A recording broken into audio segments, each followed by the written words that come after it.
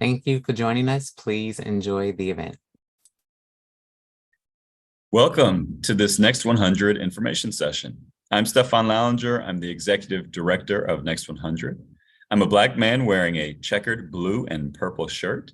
And for the purposes of ensuring everyone tuning in today can access our content, I'm going to ask all of our speakers to introduce themselves before speaking and describe what they look like. Before we get started, just a few housekeeping notes. Please note that this event is being recorded and live streamed. We're going to post the event to our website later on for folks who want to come back and see it again, or for people who didn't get a chance to watch it the first time. If you would like to submit a question for our panelists, please do so using the chat feature. All right, let's get started. So if you're here today, it means that you're probably considering applying for Next 100, and we're so glad that you are considering it. The main goal of our session today is to give you a flavor for what this program is. What do we do? How do we do it? And I think the best way for you to do that is by actually talking to policy entrepreneurs who are in the program today, members of our esteemed cohort 2, who are in the last few months of their 2-year experience as part of Next 100. And if there's one thing I want you to leave with, one thing I want you to take away from today's session, it is that at Next 100, we are looking for the next cohort of policy leaders, folks who are really passionate about an issue that matters to them because they've lived it, they've breathed it, they've experienced it, or they've worked on it on behalf of communities across this country.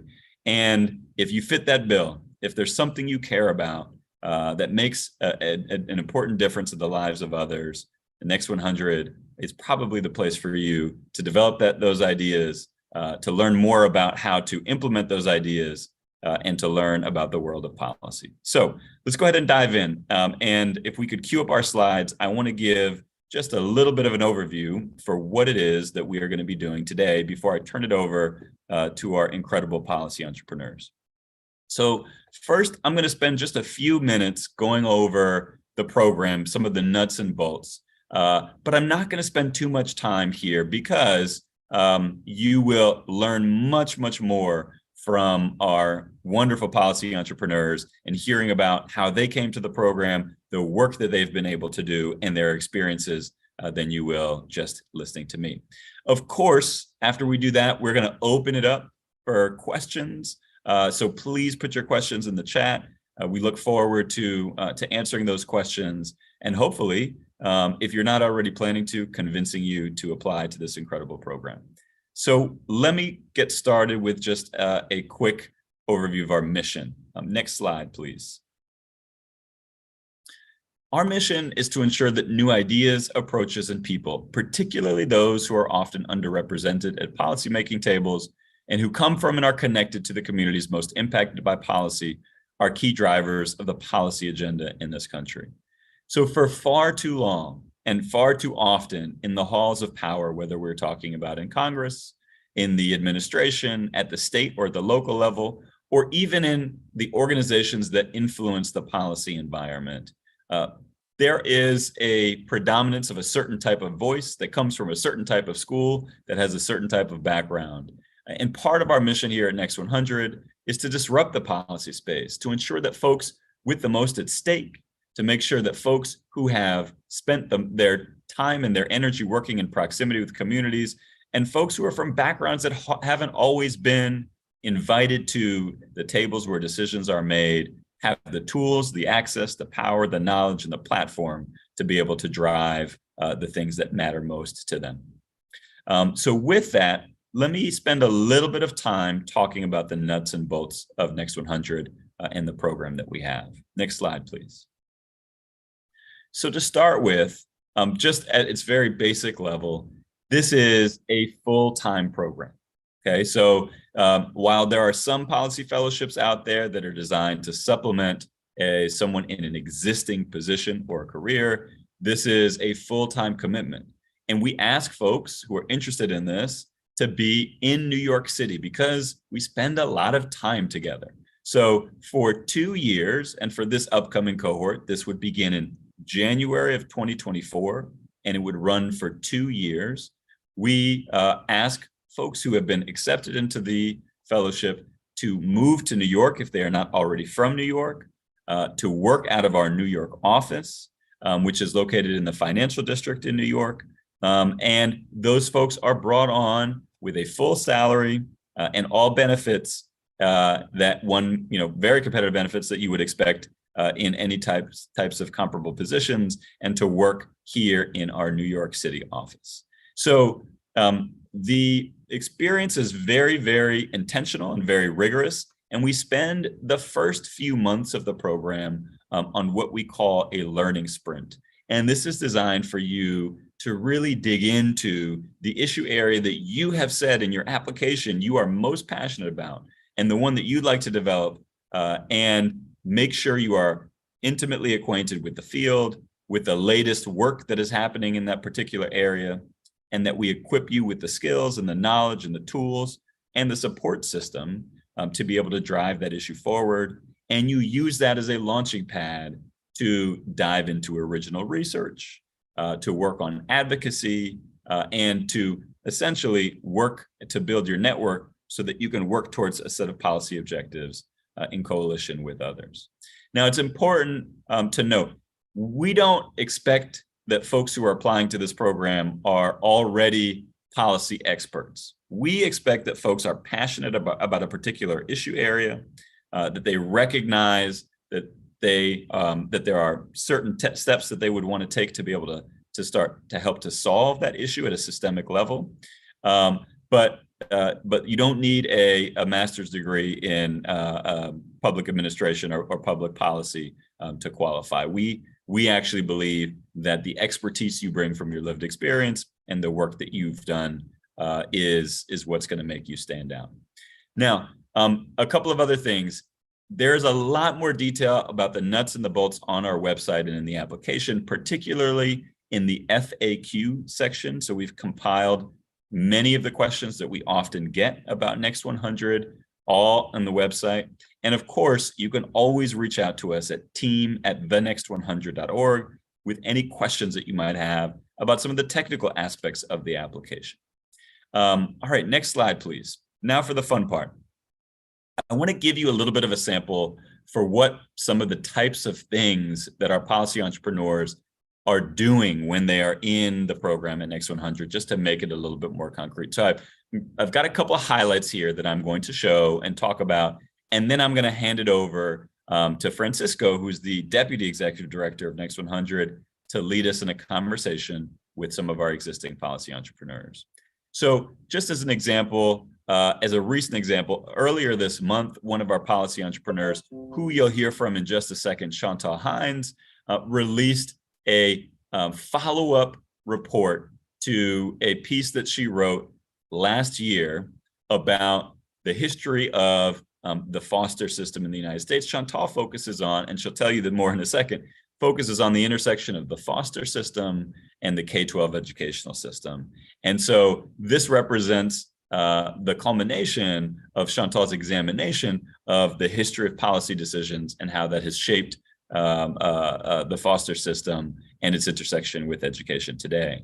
A few months back, one of our policy entrepreneurs, Robert Gottfried, led a panel of experts, of national experts, in a conversation about climate core programs. And Robert is really passionate both about climate change and climate justice, as well as national service. And this was a really dynamic event that he led, and also represents the culmination of his work because it showcased how expansive his network has become in convening experts from all across the country around this all-important topic. Next slide, please.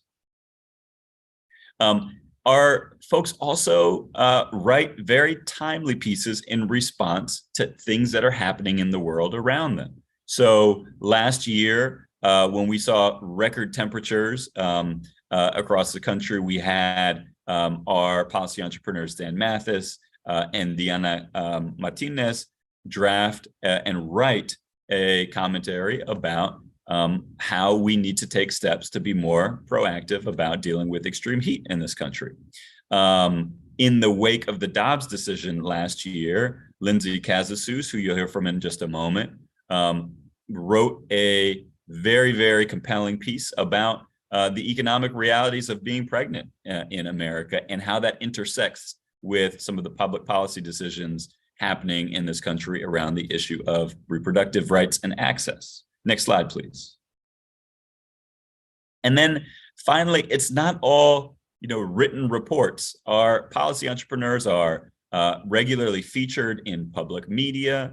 They find creative ways to engage in coalitions with folks. They find artistic ways to showcase their work, and they start new ventures. So Alejandra Vasquez Bauer, whom you also hear from, founded the National Newcomer Network. I'm sure she'll talk to you a little bit more about that. And then also Vidal Guzman started an advocacy organization designed to address policies in the state of New York relative to incarcerated individuals. And that is an effort that Vidal has continued after his time here at Next100. Next slide, please.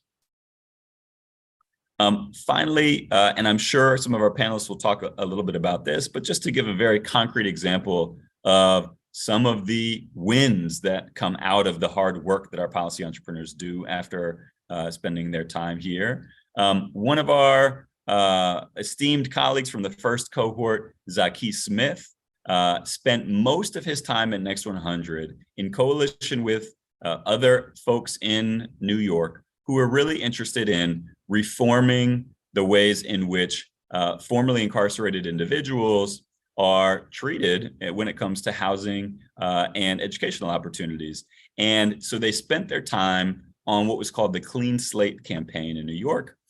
And I'm happy to announce that about a week and a half ago, perhaps 2 weeks at this point, the state legislature in New York passed the New York Clean Slate Act, which is a really, really big deal. And we've been celebrating here at Next100 for the last 2 weeks, in particular, the work of Zaki and all of the work that he did here at Next100 and the work of all of the folks in coalition with Zaki, because we know that policies don't just get passed because of the efforts of one person, but they happen in coalition and in community. And I think Zaki exemplifies that as much as anyone. The last thing that I'll share before I turn it over to our great panel is just to give folks a little bit of a sense for what folks do after Next100. And so I will highlight a couple of individuals from the first cohort just to give you an idea of what types of jobs people are going into. But essentially, folks are taking jobs in policy both inside and outside of government and are continuing the work in the issue areas that they elected to focus on and that they wrote about in their applications to Next100, as many of you will write about as you're preparing to complete an application. So I want to start with Levi Bohannon, who was in the first cohort, who went on to work in the Office of Elementary and Secondary Education at the U.S. Department of Education. One of his cohort mates, Rosario, became the Director of Policy and Advocacy at a national education organization called TNTP. Taif Jani, who's another colleague of theirs in the first cohort, went on to be the Director of Policy and Practice at the Refugee Council USA. And so, as you can see, folks are inside of government, folks are outside of government, folks are finding ways to influence policy on the issues that matter most to them. And that is ultimately our hope, that by the end of the program, folks have been equipped with the skills, with the network, and with the opportunities to be able to have an even greater impact in the world as they go on beyond their time at Next100. Okay, so enough of me. This is the part of the program that I think is going to be most meaningful and most important. And I'm so proud and so excited to welcome the following folks. First, to moderate this panel of policy entrepreneurs, we're going to have our Deputy Executive Director, Francisco Ariza, who is going to ask questions of our panel before we get to audience questions. Joining Francisco is going to be Alejandra Vasquez Bauer, another policy entrepreneur in the second cohort. We also have Chantal Hines, a policy entrepreneur in the second cohort. And finally, Lindsay Casasus, a policy entrepreneur in the second cohort of Next100. So without further ado, Francisco, I'm going to turn it over to you and have you moderate this panel. Welcome. Thank you so much, Stefan, for that wonderful overview. And welcome, everyone. So excited to have you all here. As Stefan has said, my name is Francisco Miguel Araiza. I am the Deputy Executive Director of Next100. I am a Latinx male. I am sitting here in a room with an abstract piece of art, a framed abstract piece of art over my right shoulder, wearing a pink or magenta checkered shirt and glasses. And I'm so excited to be joining here today and talking about Next100. A big passion of mine is the work of Next100. I feel like this session is going to be so helpful to you all as I considered joining the Next100 not as a policy entrepreneur, but as the deputy executive director. I actually tuned in for this similar session that was given for the second cohort a couple years ago, and so I found it to be very compelling and helpful in helping me orient myself around this work. I also am passionate about the Next100 mission. That comes from my own personal experience. I am a first-generation college grad. I am also formerly undocumented. And as such, those two social identities have really led me to be more often harmed by policy than helped by policy. And so my passion for the work of Next100's mission really stems from that. I am here really just to ask questions and facilitate the conversation. So enough of me. I'm going to turn it over to my wonderful colleagues. And first, I'm hoping that Lindsay, you could tell us more about yourself. Specifically, what were you doing before Next100 and why did you join? Yeah, hey everyone. Thank you so much for joining us. I'm Lindsay Kazasus. I use she, her pronouns, and right now I'm sitting in my apartment in Brooklyn, and I'm a white woman in a pink top with long dark hair. I work on economic security and economic justice. I focus mostly on public benefits like food stamps or SNAP and cash welfare like TANF. I grew up in rural Alabama in a really small town where my mom's folks live. And I think that experience is really why I'm passionate about these issues, because I know how so many of the myths about poverty, about welfare, about why we need welfare really did not match up to my family's experiences. And I also saw how so many of the ideas that really drive how we talk about policies that are supposed to serve low-income families are actually rooted in biases and also really do not match up to, I think, a lot of the experiences that my family had, and I think families similar to ours. So after graduating from undergrad, I moved to New York to start another policy fellowship. That was the New York City Urban Fellows Program. So that's where I worked with New York City's local government in the mayor's office, working on anti-poverty policy and childcare access. And I think looking back at that experience, it was super valuable. It was really valuable to be able to work in government so early on and be able to see how policy implementation issues really look like on the ground.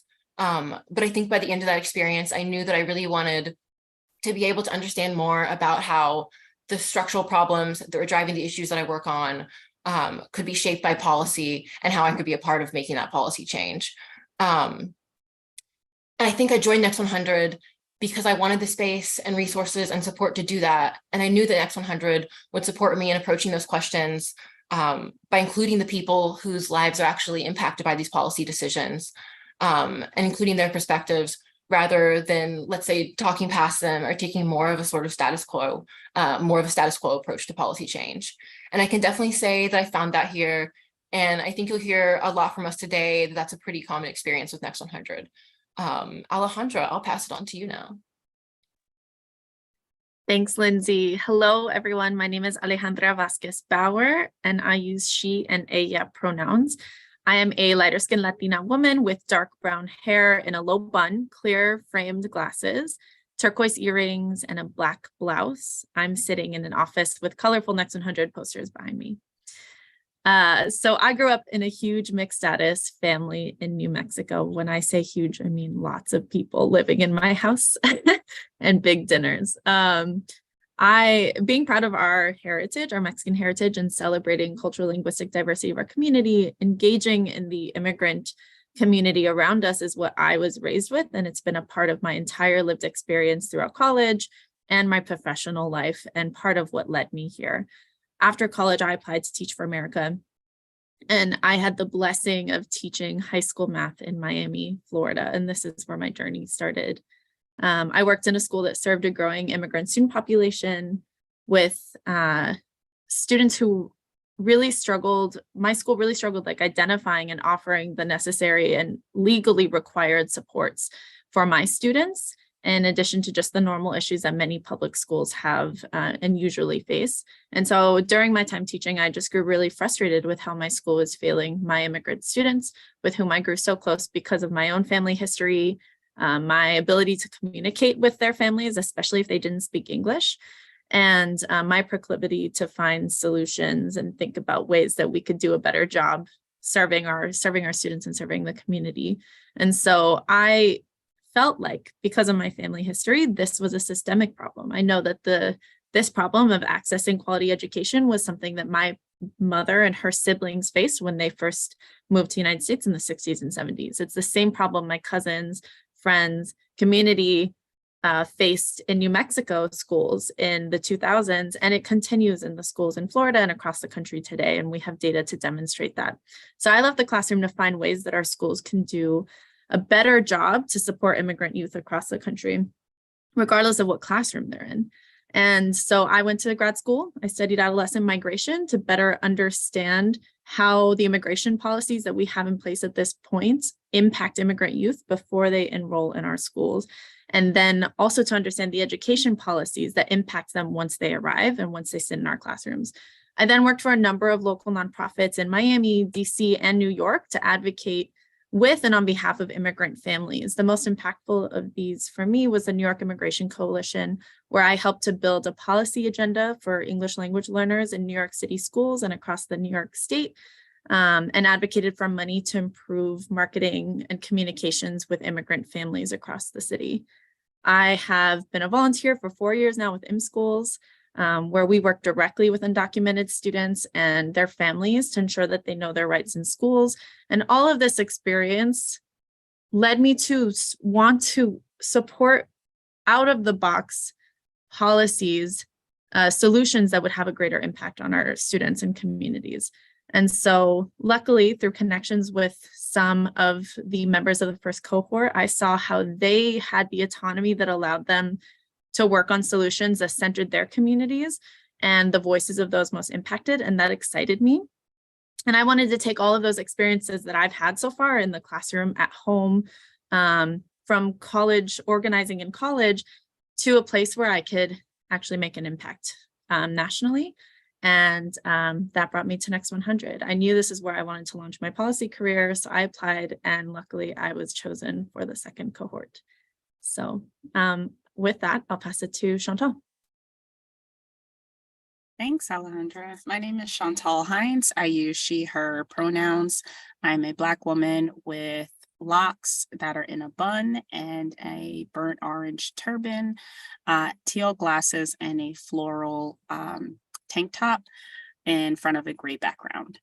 I'm really excited to be part of this panel today with my colleagues and to share more about Next100. So my story is a little bit different or similar in the sense that I came to Next100 after practicing as an attorney. I went to law school, and my whole goal of going to law school was to help people. And along my journey, I did that in many different ways, but primarily working with within the public service sector and with low-income communities. I ultimately ended up working at an organization in New York City, where I'm from and where my entire legal career has been, I started working with an organization called Advocates for Children of New York. And this organization provided free legal services to low-income families in New York City to address issues of education, access, and inequity. My work there focused primarily on students with disabilities and almost exclusively working with students in the foster system in New York City. So I advocated for the rights of those students. I made sure that those students had the services and supports that they needed to succeed. I made sure that those students had access to school, that their foster care agencies understood their rights and advocated for them in the school setting, and overall just provided support to that subpopulation of students. And it was in that work where I really started to see some of the educational challenges faced by this population of students, and really became discouraged by some of the things that I was seeing. Because I was doing direct service work, I would see similar types of cases every day that would come across my desk, and I would do my best to address them and ensure that, you know, student A got what they needed, and then here would come student B who had a similar profile and issue. Okay, make sure they had what they needed, and started to just see a pattern. And really started to understand how our education system just wasn't properly serving these students, and that it wasn't really an issue with the students, it was an issue with our systems. So I started to dabble in policy advocacy at that organization. But because my primary role was as an advocate and an attorney, I didn't have a ton of time and space to really focus on policy. So when I saw the position at Next100, I was really excited because I really wanted to see, like, what would it look like to actually affect change on a systems change level, in a broader sense, to affect more youth, to make sure that more young people got the support that they needed, and to hold our institutions accountable for the children that they're ultimately responsible for. So that's kind of what drew me into Next100, and what has fueled my work here. So because of my proximity to that community, I've been able to bring that perspective into my work, you know, sort of really understanding what's happening on the ground when it comes to education and students in the foster system, and then taking that and thinking about what does policy change look like, from that vantage point. And it's also, we'll talk about this more, but it's also been really important for me to center the voices of people who do have lived experience, because it's always been my perspective, and it was great to align with an organization whose whole mission is to get those voices heard, to have those voices lead change in the various policy areas that we work in. Thank you so much for sharing all of that about yourself and about what brought you here to Next100. I think it'd be important just to summarize at a high level some things that I've heard. The importance of the intersection of the personal and professional experiences that brought folks here really resonate, and also the policy impact that they've experienced, but also wanting to be in a space where out of the box thinking, creative thinking, pushing against the status quo is not only expected, but really encouraged, and really focusing on systems change. So those are really excellent points, and I appreciate all of you hitting on them. Just to switch gears here a little bit and ask a different question, what have you all accomplished or done at Next100 that you would want to share with folks? Alejandra, could you start us off here? Yes, thanks, Francisco. Again, this is Alejandra speaking. I just feel really lucky to have learned and grown so much in the last 2 years at Next100. I've had the opportunity to build a policy portfolio, something I didn't really know I would be able to do with my career, starting with multiple short and long form policy publications about newcomer education, as well as I have had 2 and potentially more op-eds published in external publications, which is a really exciting opportunity to get your name out there in the world. I've been interviewed by reporters in notable education publications about students seeking asylum in New York City and other cities, and about my reports and policy solutions that I've proposed during my time here. I've served as a founding advocate of the New York City Language Access and Immigrant Family Communications Coalition, which has successfully secured $4 million for 2 years in a row to build out and improve the New York City Department of Education's communication capacity for immigrant families, alongside immigrant-led community-based organizations, parent leaders, and educators. And this was really critical to ensure that non-English speaking parents can also actively engage in their children's education. So we're really proud of that. I've testified in front of New York City Council during my time here to advocate for this money to be dedicated to immigrant communications and to improve education quality for English language learners and immigrant students across the city. I've presented at 2 national conferences and have been invited to speak at a number of webinars and group meetings about my work. I've also been invited to participate as an expert advisor to a few state and local initiatives focused specifically on newcomers and students with limited or interrupted formal education. I have partnered with outside organizations on a number of initiatives and publications to advance educational equity for newcomers. One of those is coming out soon, so keep an eye out. I've met with over 50 policymakers and government officials at the local, state, and federal level to discuss my policy recommendations, including the Secretary of Education, Miguel Cardona, and a number of deputy secretaries at the U.S. Department of Education and members of Congress. Related to that, I've offered feedback on drafted legislation pertaining to multilingual learners and immigrant youth that has been included and proposed in the House of Representatives Committee on Education and the Workforce. Finally, as Stefan mentioned, and I think my proudest achievement of my time at Next100, I founded the National Newcomer Network, which is a growing coalition of educators and policymakers, researchers, community advocates from across the country who are committed to educational equity for newcomer students. Our coalition has drawn the attention of impactful local immigration and education advocates in small communities across the country, as well as influential policymakers in the federal government and in the Biden administration. So I'm leaving Next100 with a full policy portfolio. Like I said, again, not something I was sure that I would be able to leave with this early in my career. Hundreds of important connections and this amazing experience that will carry throughout my career trajectory. And that's all thanks to the autonomy we're given and the support of Next100, our founder, Emma, Dan Edelman, Stefan, and Francisco, who specifically was my manager. So I will pass it on to Chantal so she can tell us about her experience.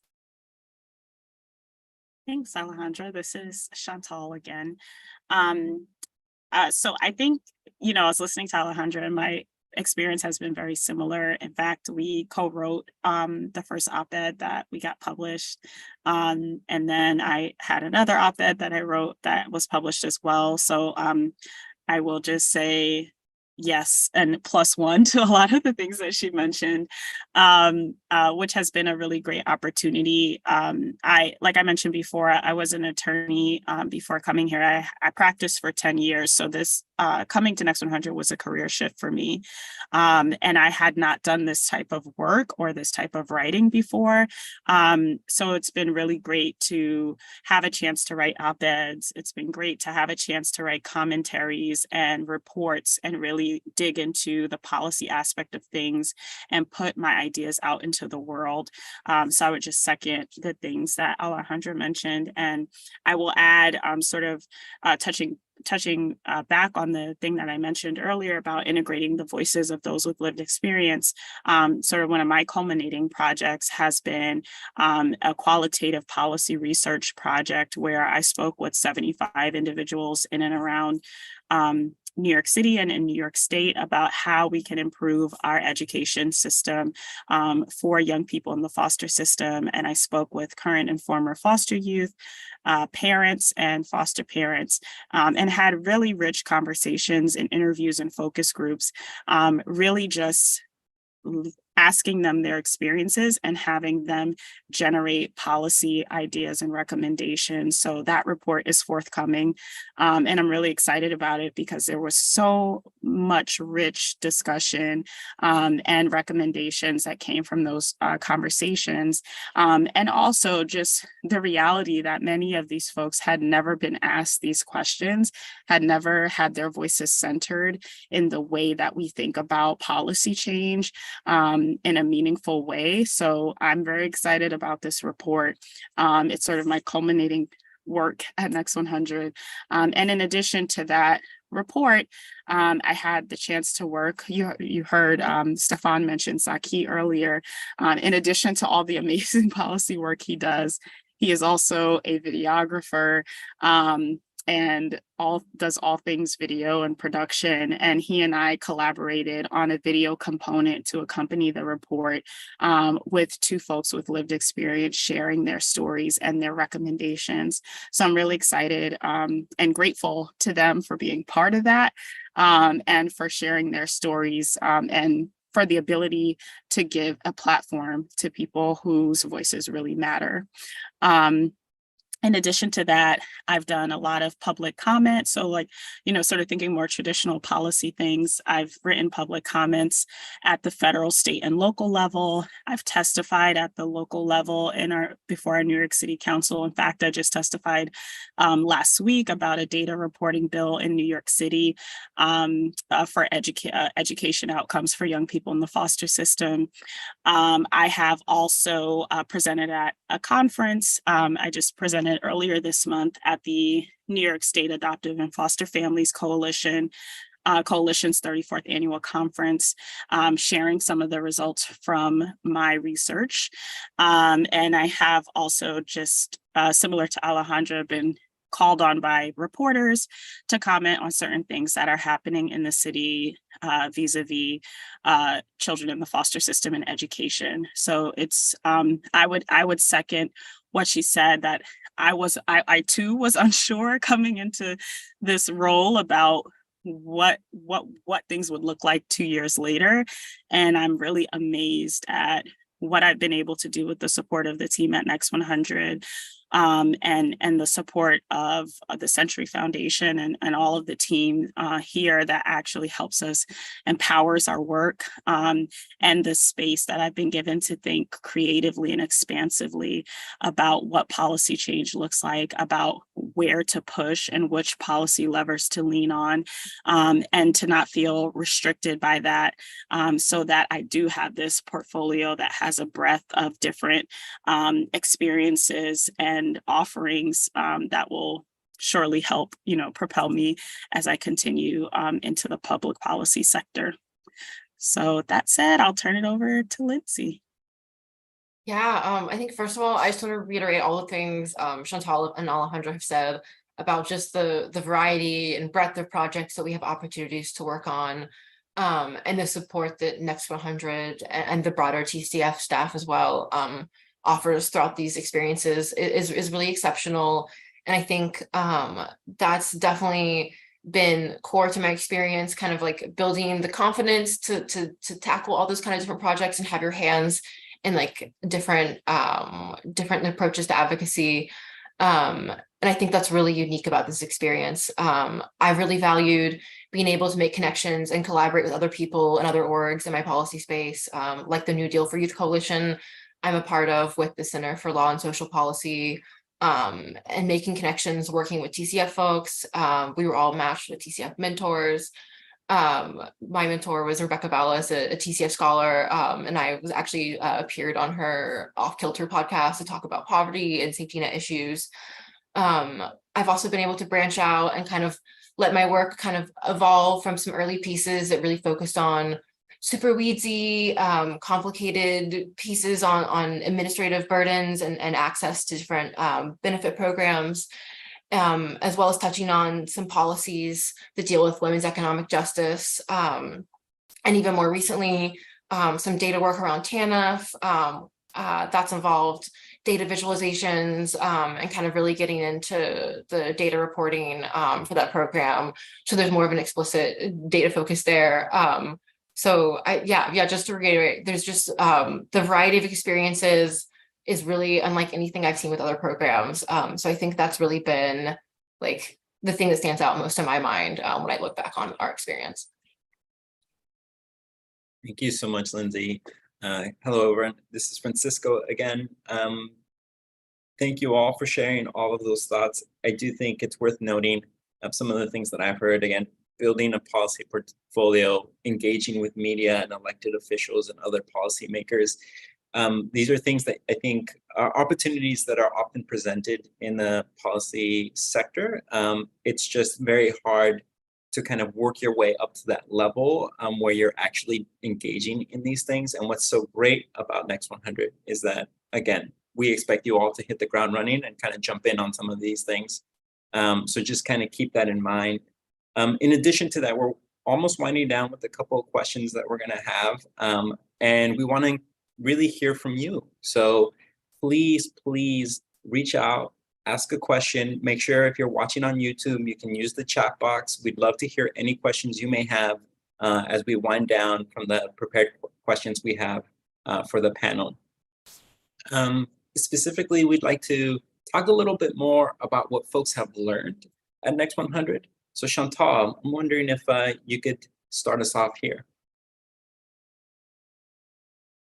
Sure. Thanks, Francisco. This is Chantal again. So a couple of things come to mind. Like I said, I didn't have this like rich policy background before I started here. So I remember distinctly being in one of our early trainings and hearing the term policy lever and being like, okay, context clues, I can figure out what that means. But it's not sort of a term that I was very familiar with, or a policy theory of change. There are a lot of things that I learned about the inner workings of policy change and systems change, and just how things get done since I've come to Next 100. And I think that has been like really critical in helping me understand how to navigate and move through these systems, and to think about what are the ways that I can see change happen in my area. Maybe, what are some more traditional ways? What are some maybe underutilized ways? And I think also being at Next 100, just having the community of my fellow policy entrepreneurs to also help think through those things has been really helpful. I don't think you necessarily will always have like a group of people who are 100% for you and behind you and supportive of you and wanting to see you win, and wanting to see the work that you're doing like really succeed in any particular job. But it's such a unique part and aspect of Next 100, and I think it's a really beneficial aspect of our cohort and our model.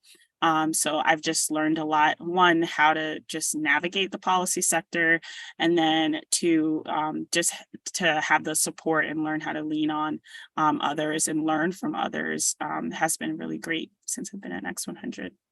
And I will turn it over to Lindsay. Yeah, I think coming into the program, I knew that I really kind of thrived on being able to dig into like a super complicated, probably not very interesting policy issue, like let's say like SNAP workforce participation rates, and be able to break that down in a way that could actually connect with people.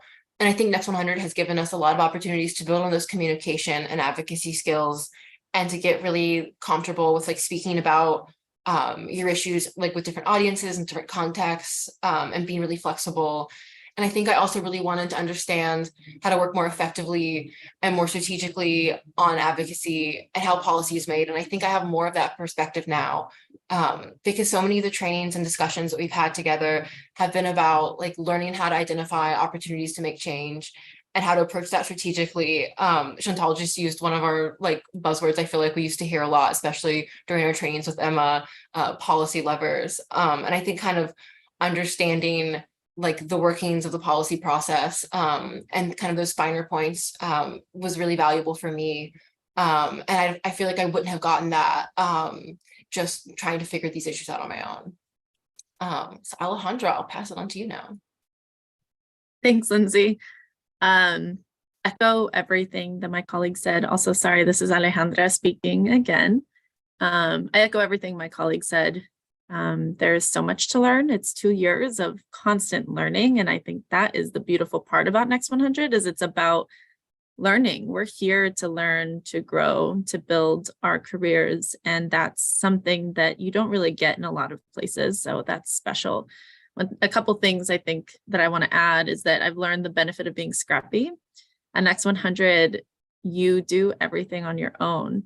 We as PEs take on different roles on the team. We run the social media, we put together the newsletters, we work with all of the amazing team at the Century Foundation to help us put our pieces together, but we, give ideas on graphics that we want for our pieces to help break ideas down. Having all these skills from the start, from the concept of a project to the actually putting it out there in the world and coming up with a social media strategy to get it out, I think gives us the skills to be successful wherever we go next, because we can see a project through from start to end, from bringing people in, like Chantal said, having focus groups and facilitating interviews with directly impacted people, connecting with government officials, writing things, putting together presentations, all of those things we can do. We've learned in these last 2 years if we didn't have those skills already. And if we did, we refined them. And I think that's the benefit of being scrappy. We can continue to take that into every single career we go, every single job we go into after this. I also think, to Chantal's point, the benefit of the importance of curiosity. And I think in a lot of policy spaces, especially if you carry any marginalized identity, you might feel embarrassed to demonstrate a lack of full understanding of something. I experienced this in college or sometimes other spaces where people want to pretend that they know everything that there is to know. That's not what we're here at Next 100 to do. We're here to ask questions. We ask those questions and we lean on each other to learn. So like Chantal said, we learn from each other. All of us come in with different lived and professional experiences. So sometimes we ask each other, hey, what is it? What does this education policy mean? Or what does that mean? Because Chantal, you've worked in the local education space in New York City for a long time. And I would like to better understand how this works so that I can engage with it for my issue area. Or and that has, I think, a big strength of our cohort and of this model. We use this curiosity to help guide how we break down issues also, because we know that a lot of others might not fully understand either. And that helps us to break down the issues to help explain them. So for example, in a report I did last year, I spent a long time reading how federal education law works with pertaining to multilingual learners and immigrant students. That took a lot of reading and breaking things down. And I thought, wait, maybe one way to make this work for others is to create some sort of graphic. And I worked with our graphic designer to put together visuals from bar graphs to a GIF that broke down the dollars from the federal government all the way to a school district. And this, as a visual learner and as a teacher who worked with multilingual learners, and as a former multilingual learner myself, I know that visuals are really important for understanding complex concepts. And that helped me, knowing that I needed something like that to explain, to better understand it myself. It helped me to figure out how that maybe this will help others. And I carry this into other things. In my National Newcomer Network meetings, we're breaking things down so that teachers can engage with policy as much as policy professionals in this space. That's important. We lead with curiosity here. And I know that Next 100 will continue to be that way for future cohorts. Thank you again. My name is Francisco. Just want to reiterate the importance of learning in this space if it hasn't come clearly from all the wonderful examples folks have shared. But in addition to that, emphasize that Stefan and I both see our key role is finding ways to support and build the scaffolding that's going to help you kind of learn all those things. That's very central to what we do. And actually leads us to the next part, the next question we have. What do you think is unique about Next 100? Alejandra, do you want to maybe jump in here? Sure. This is Alejandra. I will just reemphasize the autonomy and how special that is, just to give you a sense of what we mean, because we named a lot of projects we worked on. But what I mean by autonomy is when you're accepted to Next 100, you come in and we spend the first couple of weeks talking about your vision, your headliner for the future of your community.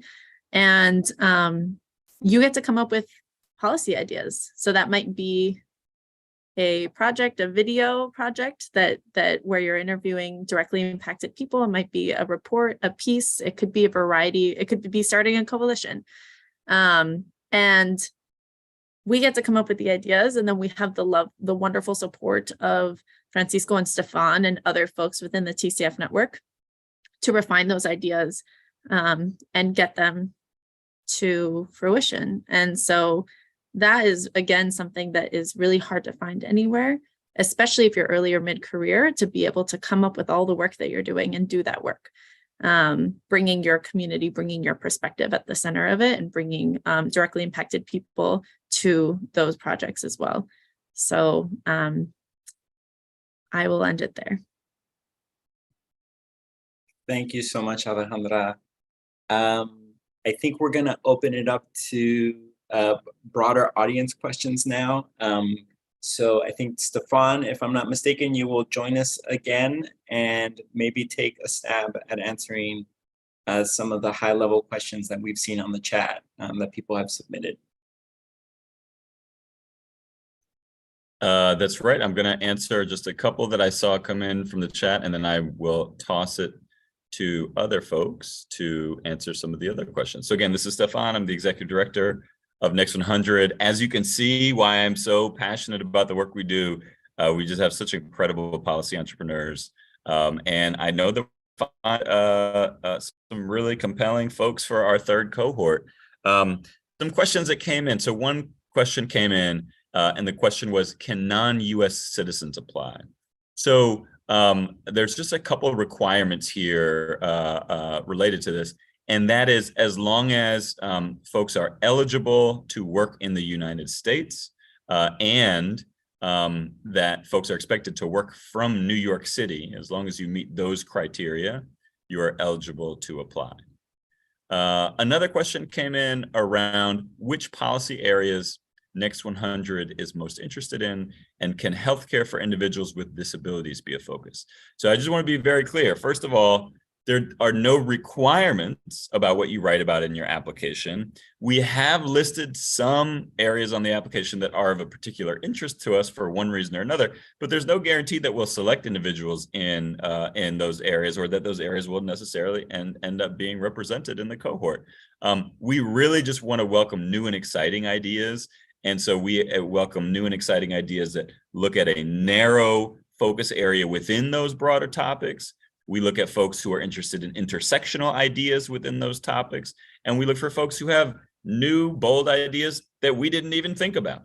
But just to reiterate the categories of things that are of particular interest for us in this upcoming cohort, they fall into the following categories: democracy-related issues, immigration, K-12 education, criminal justice, climate and/or environmental justice, healthcare, national service, and historically Black colleges and universities. But again, that's not an exhaustive list. And I think what is most important as you think about the application is, what are you most passionate about affecting change in? And how can you make the case for why you should be sort of given the resources and the support to pursue that? How is it going to change the world? And then two other quick questions that I will answer, and then I'm going to ask some questions for other folks on the panel to answer. Someone asked if there's an age limit. Absolutely not. There is no age limit. There are no specific academic credentials or academic requirements. I will say, just as for folks to sort of note, we typically look for folks who have some amount of professional experience, and that is defined in many different ways.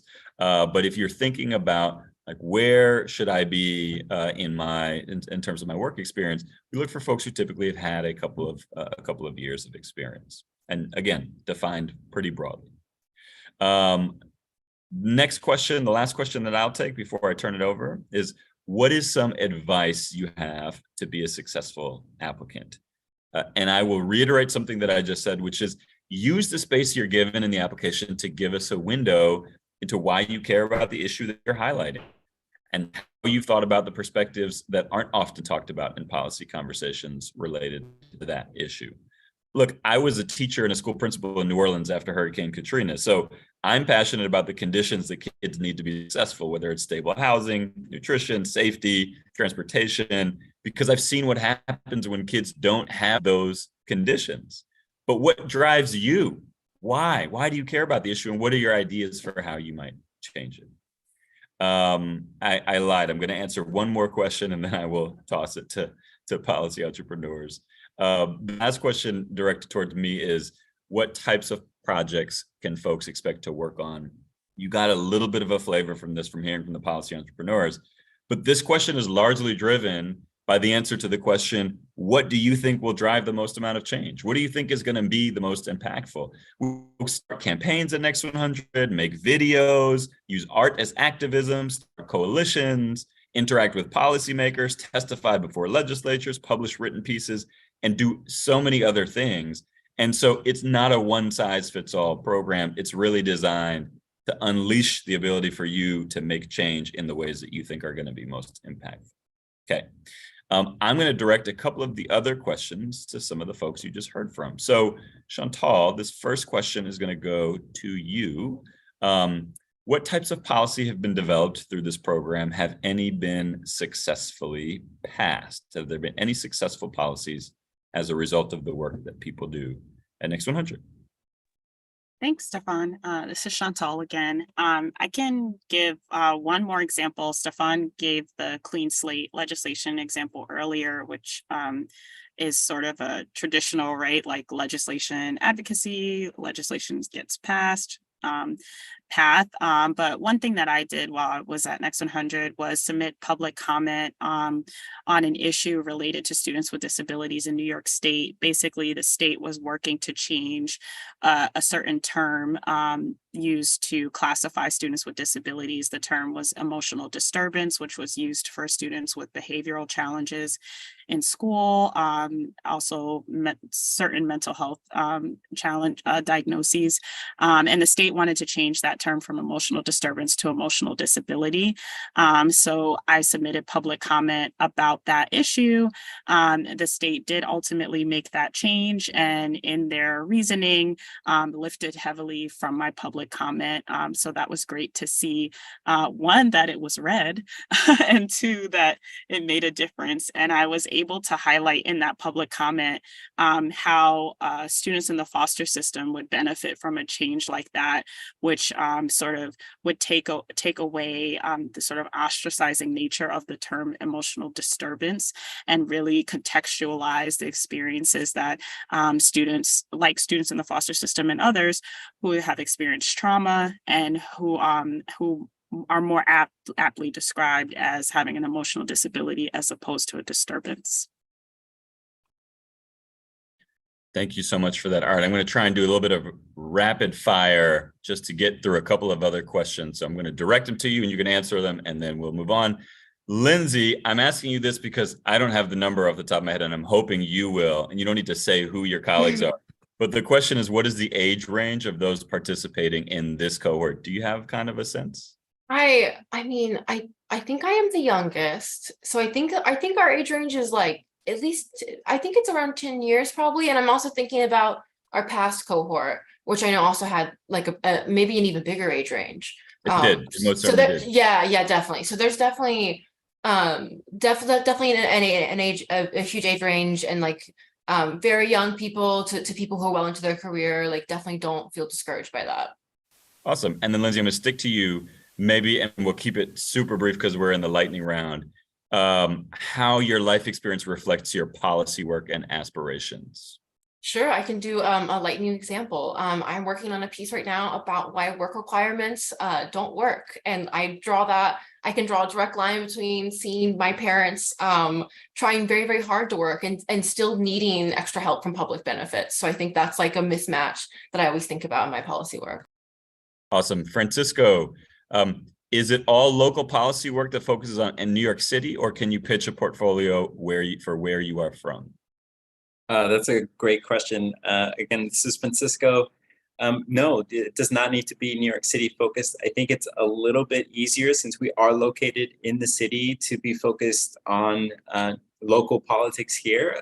But we have had policy entrepreneurs that are focused on more local issues in other places. For example, Isabel Coronado from the first cohort, she was actually focused on driving change in Oklahoma, her home state. And so that's definitely a possibility.